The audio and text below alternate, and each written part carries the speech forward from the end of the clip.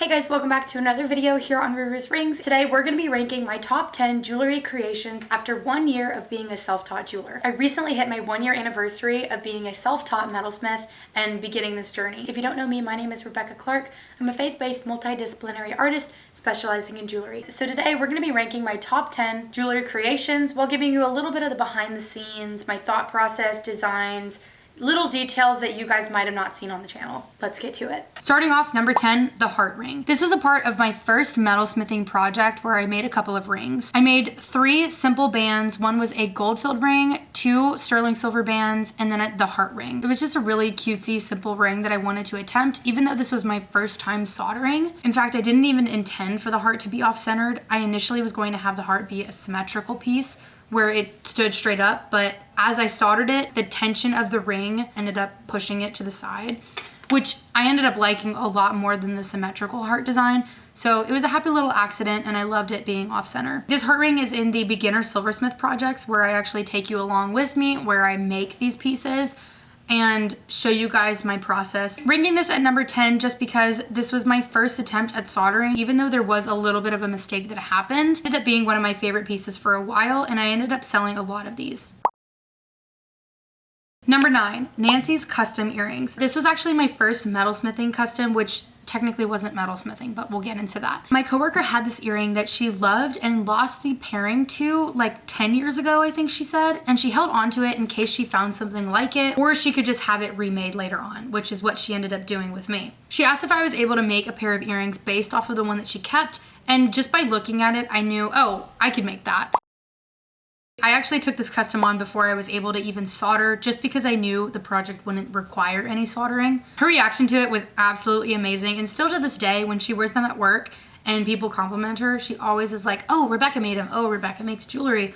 So it's just really sweet. She's very nice about it. I'm ranking these at number 9 mainly because there's no actual soldering involved. It's a very simple design and honestly super easy to make. All you need to know how to do is use your jeweler's saw and use pliers and you're set. You can make this piece. I did use a doming block, but you really just need a hammer with the rounded tip. I forget what they're called. I'll put it on the screen for you. But yeah, super simple, but I really loved how they turned out, and this really ignited my passion for making custom jewelry. Number 8 is this dadgum boulder opal and moonstone ring. This thing was so annoying to make. Oh my gosh. The only reason it sucked so much to make was because I didn't know what I was doing. Once I finished this ring, I realized the stone inside was rattling. And obviously if your stone's rattling in a bezel setting, you didn't do it right, you didn't secure it tightly enough, shouldn't sell it, shouldn't give it away. So I set it aside for a while until I figured out what was wrong with it and what I was doing wrong. When I first started metalsmithing, I bulk ordered sterling silver bezel strip wire, and I didn't understand that the thickness of the wire really mattered.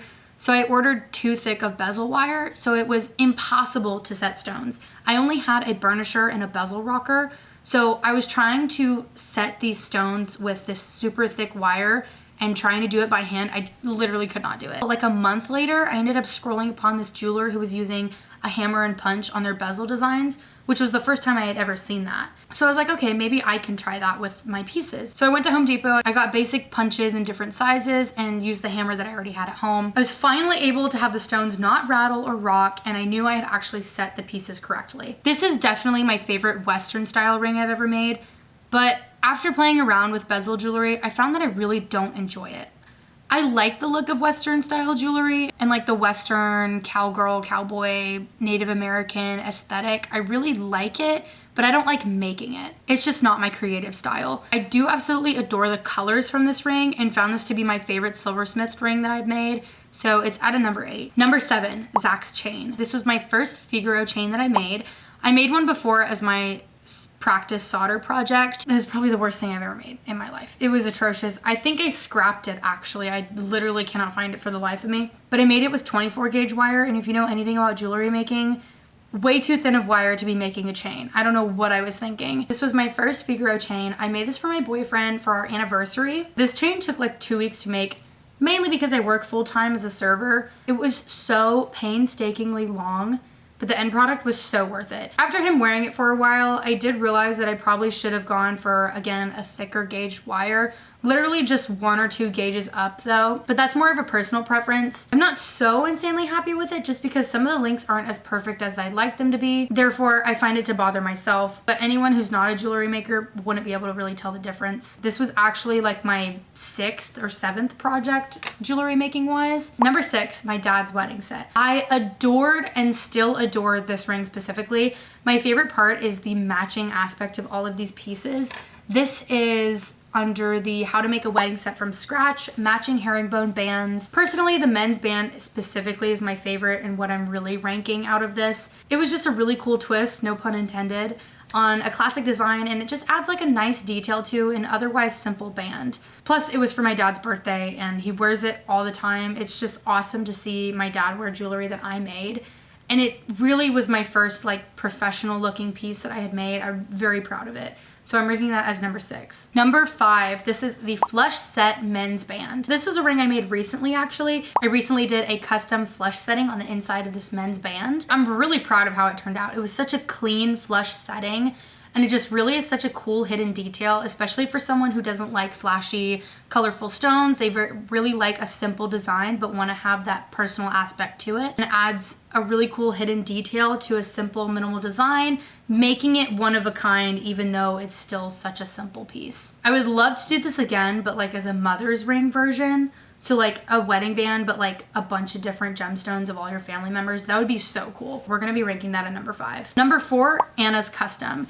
This was a super, super fun custom, and I especially loved it because it was in gold. I don't get to work with gold as often as I would like, which I totally understand. Gold is insanely expensive at the moment, so I get it. But this was so, so fun. This was a 3-part custom where we turned her grandmother's ring into a matching pendant and earring set while making a hefty sundial style textured pendant. I actually used part of her ring to form the bezel because it had this detailing in it that went with the ruffled edges and texture of the hefty pendant that we were going for. This was actually my 2nd or 3rd time working with gold, so I was still very new to the process of working with gold, and I had some ups and downs and highs and lows working with it, but it ended up turning out so beautiful. I could not have been happier with the result. This was my first heirloom custom where I took someone's jewelry, melted it down, and turned it into something else. So that again was just such a blessing. Like I truly felt so blessed by God that he sent me this person that like wanted to work with me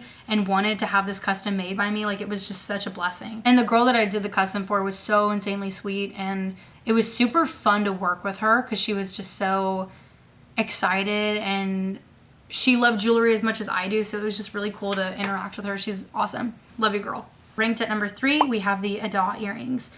These were a custom creation for my boyfriend's mom, actually. She wanted big statement earrings, and her birthstone was June, so of course I had to incorporate her birthstone in some way. Would love to make another pair for myself. They're just insane statement earrings. Earrings are something that you have to match. You have to get an exact match. If you don't have them very precise, they'll look really weird. They'll look lopsided. They'll look uneven. You really have to make an exact replica when you're making earrings. And I was just so proud to know that I could do it and I could make an exact replica and it look exactly like the piece that I made before. It's like those pictures that you have to find the differences in. You have to aim to not do that and not be able to find any differences. You can imagine these on a celebrity on the red carpet with big shiny diamonds, possibly have the pearls be Baroque to add some added organic shapes, or you could just have them be as they are with an Akoya pearl where it's the simple circular pearl, no organicness to it. But I was so ecstatic making these. I was like in shock because I wore them for a day just to test them out, see if they were too heavy or anything. And they, oh my gosh, they were the prettiest earrings I've ever made, and I can't wait to make more like it. The ones I made for her were cubic zirconia and Akoya pearl. But if I made those with diamonds and Akoya pearl or Baroque pearl, I'd be flabbergasted. I would be floored to have the opportunity to make some like that. Like, oh my gosh. Number 2, we have our east to west chain. This is a chain that I literally wear every single day. I never take it off. unless I'm going to the pool or the beach. It's hefty, but not so heavy that it's annoying to wear. The chain itself is just a nice classic paperclip chain, but then you get a cute pop of color from the stone. I have this listed on my website in gold and any birthstone or diamond options you want. But like, imagine this baby in gold and sapphire, or like gold and amethyst. Oh my gosh. That'd be just so beautiful. I cannot wait to make another one of these. The funny thing about making this was that I couldn't set the first stone. Broke the first stone trying to set it. I didn't know that stones with points have a tendency to chip or crack during the setting process. And with a marquee stone, it's literally just point and point. So you have to be very careful. I literally freaked out when I was setting the stone because of the tension. I was like, what happened? No, my setting, I thought it was so good. I sat there for like 30 minutes watching marquee stone setting videos online to see like what I did wrong, because I had no idea. I didn't burr enough metal away for the stone to set in without touching the metal.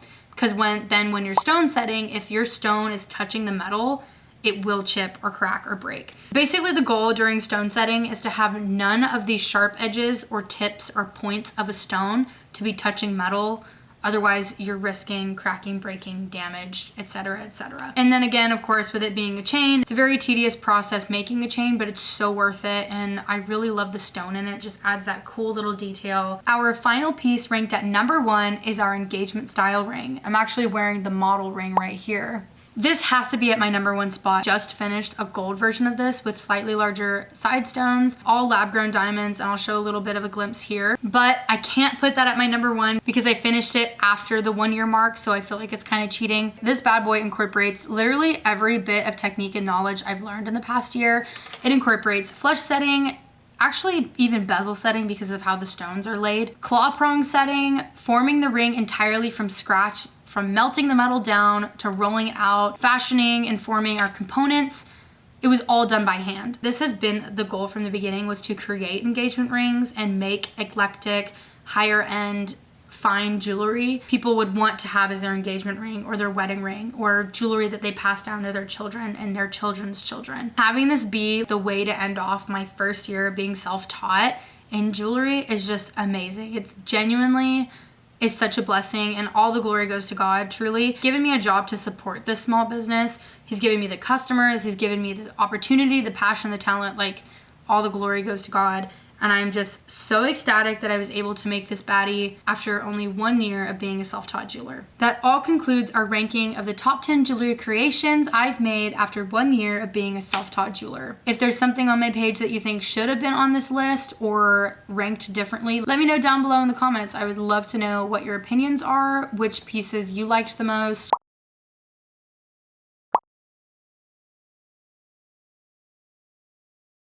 Thank you guys so much for watching. I hope you enjoyed this video. Please like, comment, and subscribe if you do feel so inclined, and leave any prayer requests in the comments down below, and I'll be praying for you. So yeah, I'll see you when I see you. God bless you guys. Love you. Bye. Mwah.